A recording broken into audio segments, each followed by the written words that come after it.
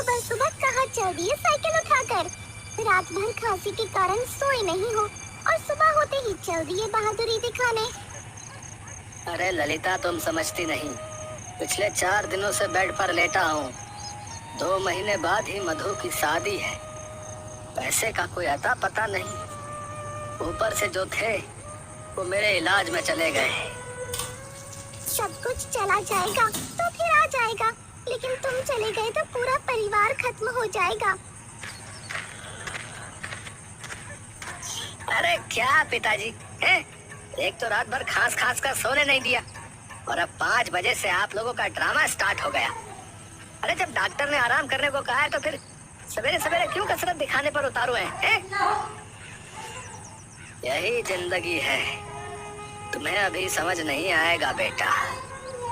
जिसका जवान बेटा घर में बैठा हो, जवान बेटे की शादी का पैसा जुटाना हो, वो भला कैसे आराम फरमा सकता है? अरे लेकिन डॉक्टर ने आपको धुएं से दूर रहने की सलाह दी है और चाय की दुकान बिना धुएं के तो हो ही नहीं सकता।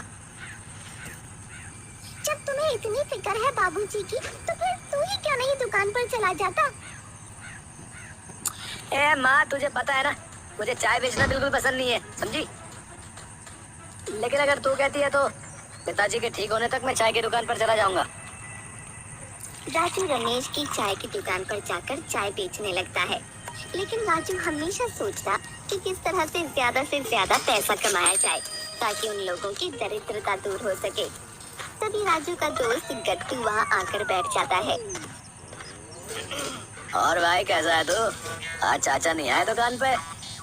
अरे यार, वो पिताजी की तबीयत जरा खराब चल रही है तो मैंने सोचा आज मैं ही दुकान पर चलूं। अच्छा भाई, बहुत बढ़िया। आज फ्री में 1 कप चाय तो मिलेगी ना भैया?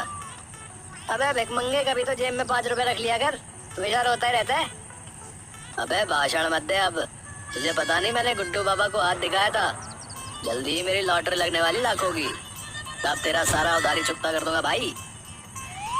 ले कमीने, पी ले चाय। और तेरी लॉटरी पिछले 5 साल से लगी रही है। ए भाई, हो तो तेरा जैसा हो यार। लेकिन यार, लॉटरी की जरूरत तो मुझे सच में है यार। घर के हालात कुछ अच्छे नहीं है, ऊपर से बहन की शादी। अबे भाई चिंता मत कर, सब काम अच्छे से हो जाएंगे, चिंता मत कर। इधर मधु के ससुराल वाले लगातार पैसों के लिए दबाव डाल रहे थे। देखो समधी जी, मेरा बेटा सुरेश और मधु की शादी 5 लाख रुपए में तय हुई थी। सारे पैसे शादी के 1 महीने पहले तक तुम्हें देने थे, लेकिन अभी तक तुमने सिर्फ 1 लाख रुपए ही दिए हैं भाई। अब देखिए समधी जी, 2 लाख रुपए शादी के लिए रखे थे। सोचा था 2 लाख किसी से कर्ज लेकर मधु की शादी कर दूंगा, लेकिन रखे हुए पैसे भी मेरे इलाज में खर्च हो गए।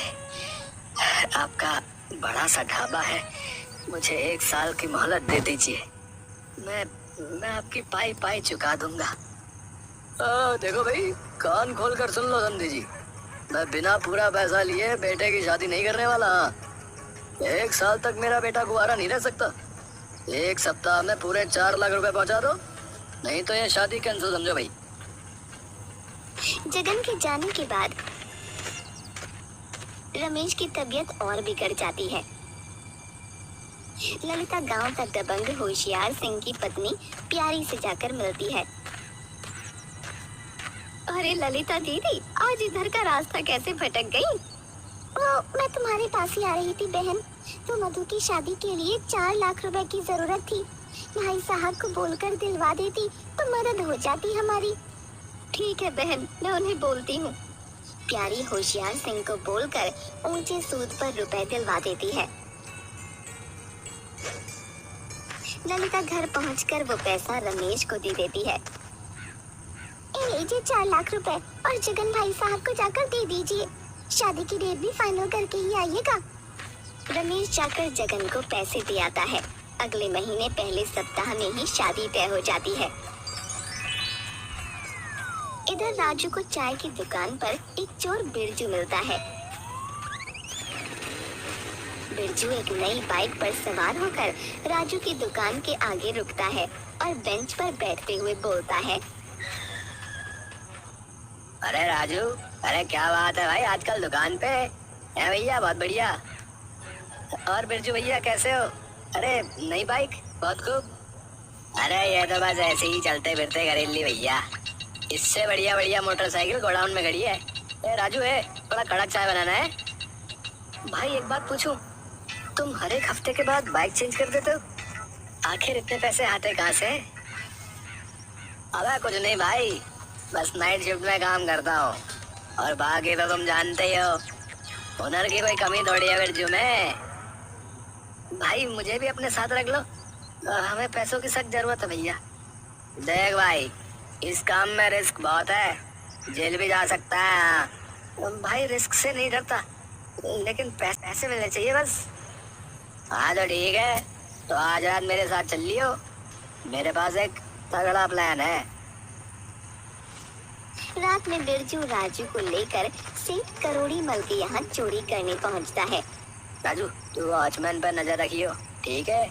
मैं दीवार फांद कर अंदर जा रहा हूँ। अरे नजर क्या रखना, वो तो सो रहा है। बाकी तुम बेफिक्र होकर हाथ साफ करो, मैं हूँ यहाँ पर। ए धीरे बोलो, धीरे। हमारे प्रोफेशन में बातों से कम इशारों से ज्यादा काम किया जाता है, समझा? कोई बेवकूफी मत करना, समझे? ओके भाई ओके, आप जाओ, मैं देख लूंगा, सब जाओ। बिरजू दीवार पर चढ़ जाता है